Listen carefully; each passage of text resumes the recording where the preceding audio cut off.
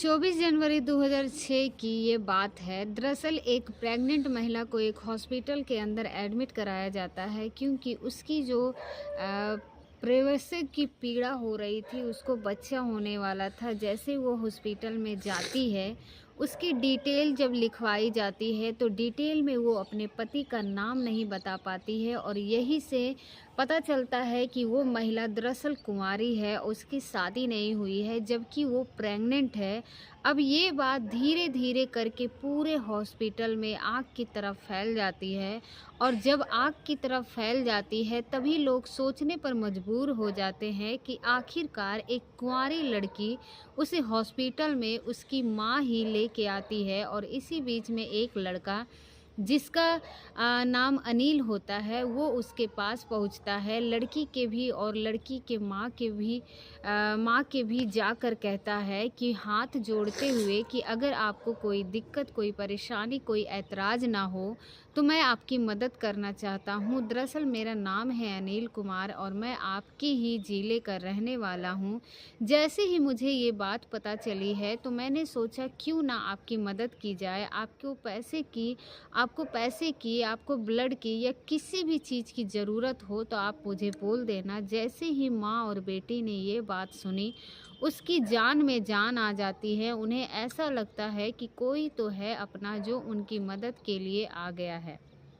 अब वो लड़का बिल्कुल जिस हॉस्पिटल में, जिस रूम में वो एडमिट होती है, उसी रूम में ठीक सामने कुर्सी पर बैठ जाता है और जब तक बैठा रहता है, तब तक यहाँ डिलीवरी नहीं हो जाती है। डिलीवरी हो र जाती है और जुड़वा बेटियों को वो लड़की जन्म दे देती है और जैसे ही जन्म देती है, उसके बाद वो लड़का आता है और कहता है कि ठीक है, जो भी हुआ अच्छा हुआ, बिल्कुल परेशान होने की ज़रूरत नहीं है। तुम अपने घर जाना और घर जाने के बाद इन बेटियों को बहुत अच्छे से इनकी परवरिश करना। लेकिन घर में जो हो वो ये वाला नहीं होना चाहिए जहाँ तुम अब तक रह रही हो, क्योंकि तुमसे सवाल पूछेंगे। जैसे हॉस्पिटल में एडमिट कराया गया था, तमाम लोग सवाल करने लगते हैं, तमाम लोग पूछने लगते हैं कि ये दोनों बच्चियां कहाँ से आई। आगे भी तुमसे यही सवाल करेंगे। नई जगह रहना, सब कुछ ठीक रहेगा। अनिल कुमार ने अपना होने के नाते उनने सब कुछ सही-सही बताने की, समझाने की कोशिश की। जैसा बताया गया उन दोनों ने वैसा ही किया। आखिरकार वो अपने घर चले जाते हैं और घर जाने के बाद लगभग सब 17 दिन के बाद ऐसी खबर मिलती है कि उस इलाके में सनसनी फैल जाती है। दरअसल दोनों जुड़वा बेटियां और उनकी माँ का कत्ल हो जाता है और बहुत ही भयानक रूप में कत्ल होता है। उसके बाद कातिलों को ढूंढना शुरू किया जाता है और ढूंढते-ढूंढते 19 साल का वक्त लग जाता है और इसमें सीबीआई से सीबीआईडी हो, पुलिस हो, सभी फेल हो जाते हैं। लेकिन एक ऑफिसर ऐसा आता है, उस ऑफिसर ने अपना दिमाग लगाया, दिमाग ऐसा लगाया कि उस दिमाग की चर्चा चारों तरफ हो रही है। 19 साल के बाद जब दोनों कातिल जो फौजी होते हैं पकड़े जाते हैं और वो कहते हैं कि साहब ये तो बता दो कि हमें आपने पकड़ा कैसे। तो आज की ये कहानी सुनने के बाद आप लोग भी सोचने पर मजबूर हो जाएंगे। पुलिस अगर चाहे तो वक्त चाहे कितना भी लग जाए, वो अपराधी को पकड़कर सलाखों के पीछे ज़रूर पहुंचा सकती है। तो सबसे पहले आप सभी को मेरे तरफ से नमस्कार और आप सभी को मेरा यूट्यूब चैनल पर स्वागत है। और ये जो सच्ची घटना है जो मैं आपको सुनाने जा रही हूँ, ये सच्ची घटना है केरल प्रदेश का एक ज़िला है कोल्लम, और कोल्लम जिले का ही एक गांव है, लगता है आंचल।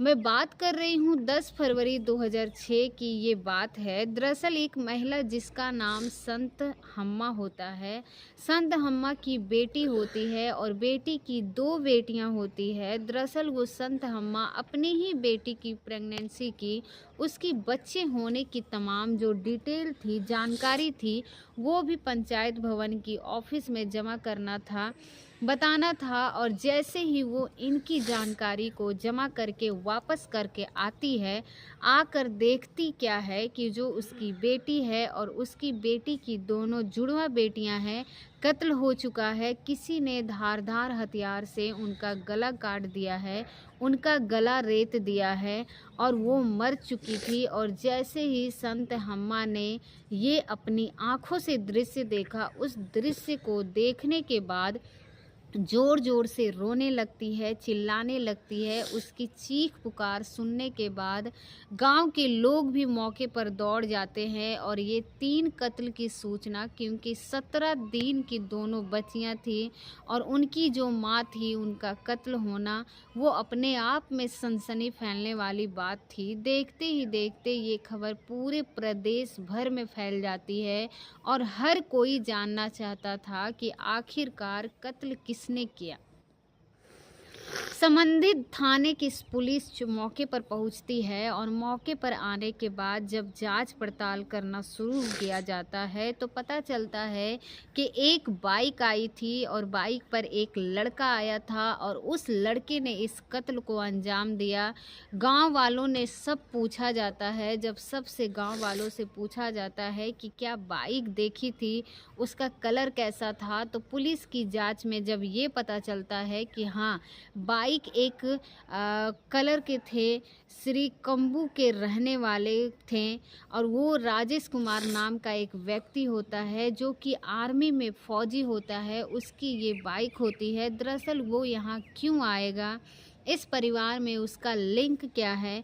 अब पुलिस उसके पास पहुंचती है, वहां जाने के बाद उसकी तलाश की जाती है तो पता चलता है कि वो यहाँ नहीं है, वो अपनी ड्यूटी पर चला गया है और दरअसल उसकी जो ड्यूटी होती है पंजाब के पठानकोट में है, 45 एडी रेजिमेंट में है और उनका पोस्टिंग होती है। और जो पुलिस इस मामले की जांच पड़ताल करती है तो एक का नाम सामने आता है और नाम होता है दिव्यल कुमार।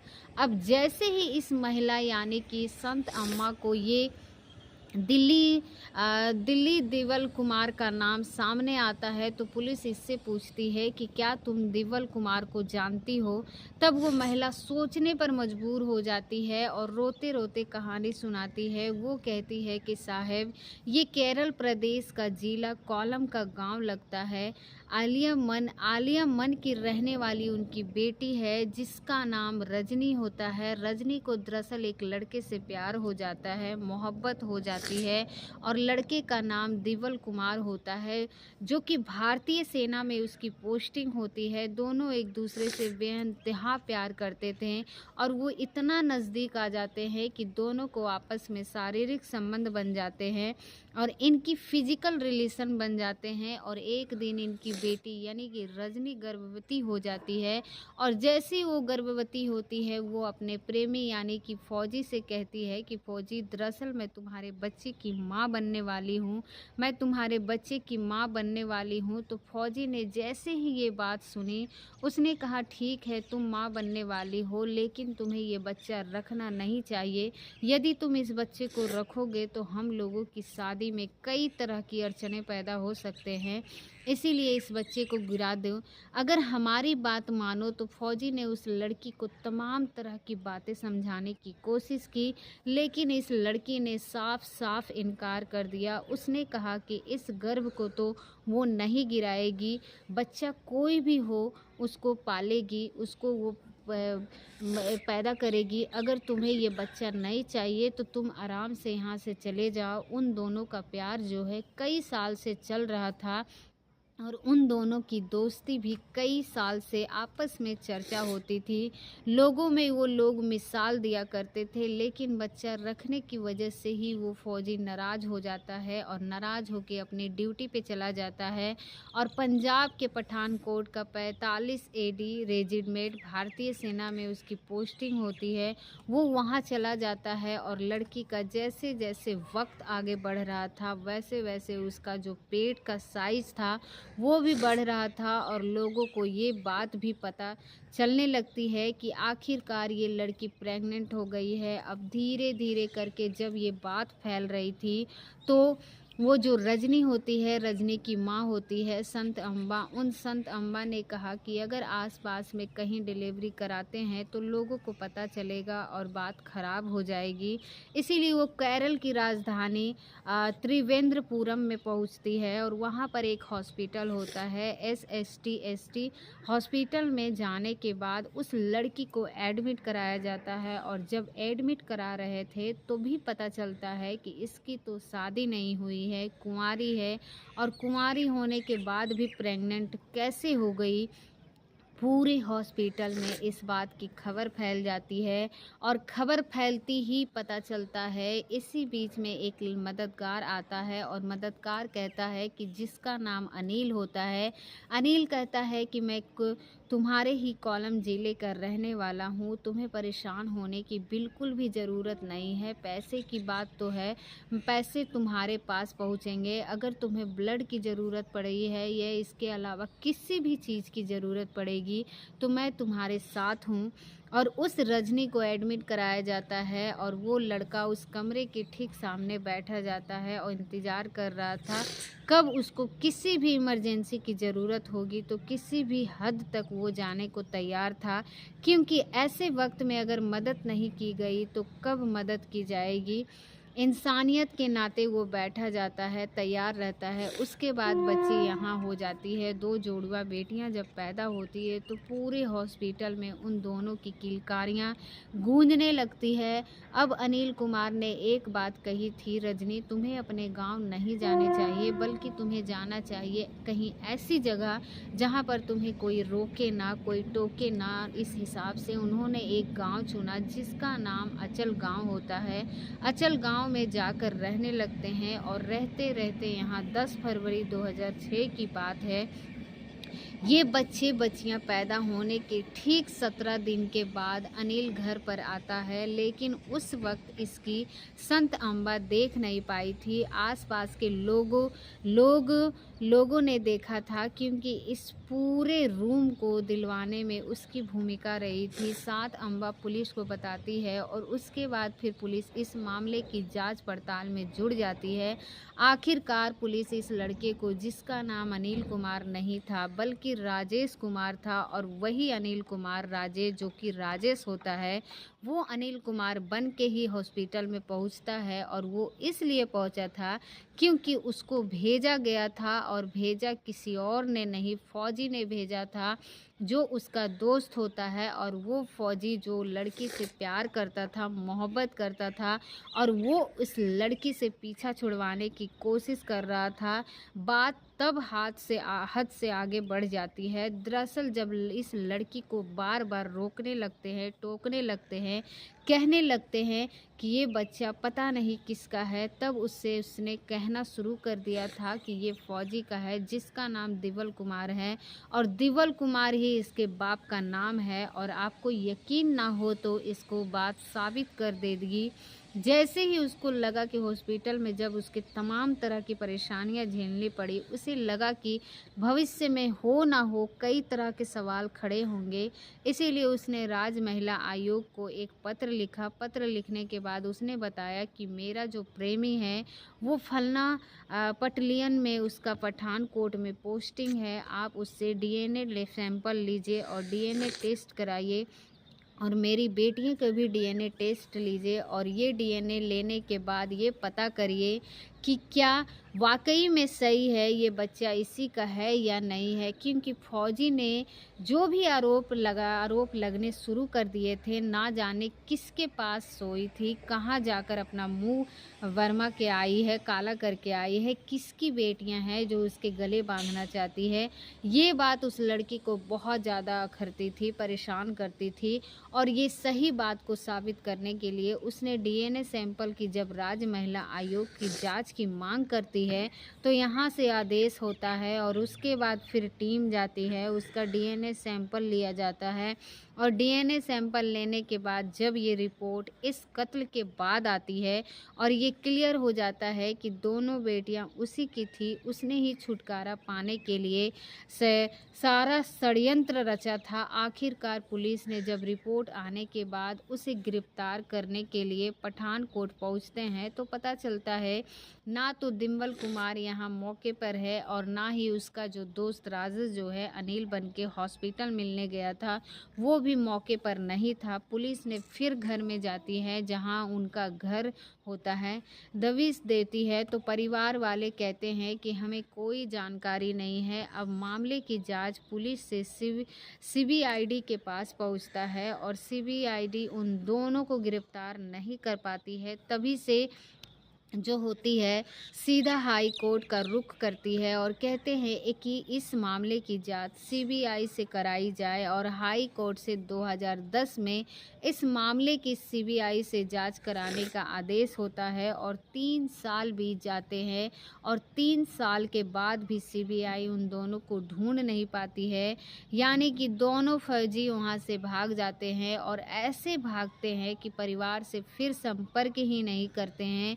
इसके बाद 3 साल बाद यानी कि 2013 में यहाँ सीबीआई कोर्ट में चार्जशीट दाखिल कर देती है, लेकिन अपराधी पकड़े ही नहीं जाते हैं और इस स्थिति में मामला कहीं न कहीं बिल्कुल ठंडा पड़ जाता है और शांत पड़ जाता है। लेकिन साल 2024 के नवंबर का महीना बताया जाता है, केरल के एडीजीपी लॉ एंड ऑर्डर लेते हैं मनोज अब्राहम, जो अपनी टीम से एक दिन बातचीत करते हैं और बातचीत करते करते कहते हैं कि कोई पुराने केस अगर पेंडिंग पड़े हैं तो उन मामले में जांच पड़ताल की जाए। तभी एक तकनीकी जो कि पुलिस का अधिकारी होती है वो कहता है कि साहब कई केस है, फाइल लाकर दी जाती है और एक व्यक्ति को यानी कि एक अधिकारी को फाइल दी जाती है। फाइल देने के बाद उसे कहा जाता है कि ये केस लगभग 19 साल पुराना है और दोनों अपराधी फरार हैं, दोनों फौजी थे और कत्ल करने वाला राजेश और जो कत्ल करवाया था वो कत्ल उसके दोस्त ने देविल कुमार ने करवाया था। क्यों ना इस मामले की जांच पड़ताल की जाए। कहाँ साहब सीबीआई ने जांच की, सीबीआई की जांच सब लोग पता कर चुके हैं लेकिन उसका कोई अता पता नहीं चल रहा है। तभी जो तकनीकी अधिकारी होते हैं वो कंप्यूटर में बैठकर उनकी 19 साल पुरानी फ़ोटो को लेकर वैसे ही अलग अलग डिज़ाइन की नई नई एआई की मदद से इन डिटेल एवं आर्टिफिशियल इन डिटेल की मदद से वो लगातार फ़ोटो को बना रहा था और एक के बाद एक फ़ोटो अब 19 साल के बाद वो कैसे दिखेंगे, उसके बाल कैसे होंगे, उनके चेहरे पर झुर्रियाँ कैसी होगी, डाली रखी होगी, कैसी दिखाई देंगे, मतलब उसकी अलग अलग आकृतियाँ बनाना शुरू कर देते हैं। और आकृति बनाने के बाद उसने कुछ ऐसी आकृति बनाने के बाद वो फेसबुक में क्यों ना हमें वहाँ डालना चाहिए, देखना चाहिए। अब वहाँ जाकर देखते हैं तो पता चलता है कि विष्णु कुमार नाम का व्यक्ति है जिसने एक महिला शिक्षिका से शादी की है और जो कि इंटीरियर डिज़ाइनर है और वो एक अच्छी खासी ज़िंदगी जी रहा है और इस बच्चे को सब कुछ ठीक है।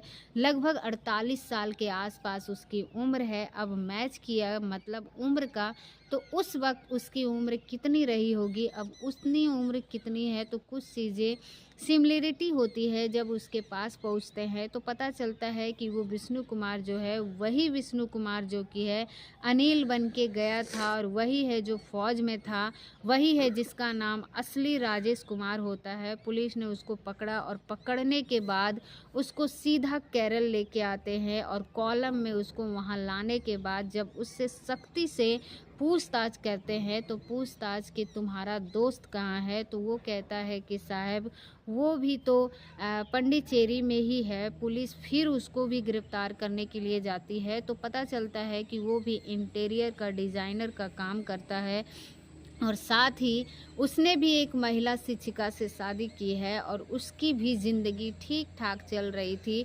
कत्ल करने के बाद उसने अपने परिवार, अपने दोस्त, अपने रिश्तेदार किसी से भी कोई संपर्क नहीं बनाया और उसने भी अपना नाम नया नाम रख लिया था और नए नाम के साथ वो रह रहा था। दरअसल वो बन गया था परवीन कुमार और परवीन कुमार बनकर अच्छी खासी ज़िंदगी जी रहा था। उन दोनों को बिल्कुल ऐसा लग रहा था कि शायद अब कभी पकड़े नहीं जाएँगे, लेकिन पुलिस ने एआई की मदद से लगभग 19 साल के बाद उसको पकड़ा और जब परवीन कुमार यानी कि दिवल कुमार को पकड़ा तो दिवल कुमार ने एक बात कही कि सब कुछ ये तो बताओ मुझे पकड़ा कैसे हो? पुलिस ने बताया कि हमने तुम्हें ऐसे पकड़ा कहा जब सोशल मीडिया के माध्यम से वायरल होती है तो लोग सोचने पर मजबूर हो जाते हैं कि आखिरकार पुलिस अगर अपनी सीप आ जाए बड़े से बड़े शातिर से शातिर अपराधी को सलाखों के पीछे पहुंचाने में उसे वक्त नहीं लगेगा। और ठीक इसी कहानी में ऐसा भी होता है। रजनी को लगभग 19 साल के बाद उसे जो बेटियां होती है 17 साल की 19 साल के बाद उन्हें इंसाफ मिल जाता है। अब इनके खिलाफ जो भी कानून तय करेगा इनकी सज़ा कब तक सलाखों के पीछे रहेंगे, क्या इसको सज़ा हो सकती है? ज़ाहिर सी बात है बड़ी ही सज़ा होगी।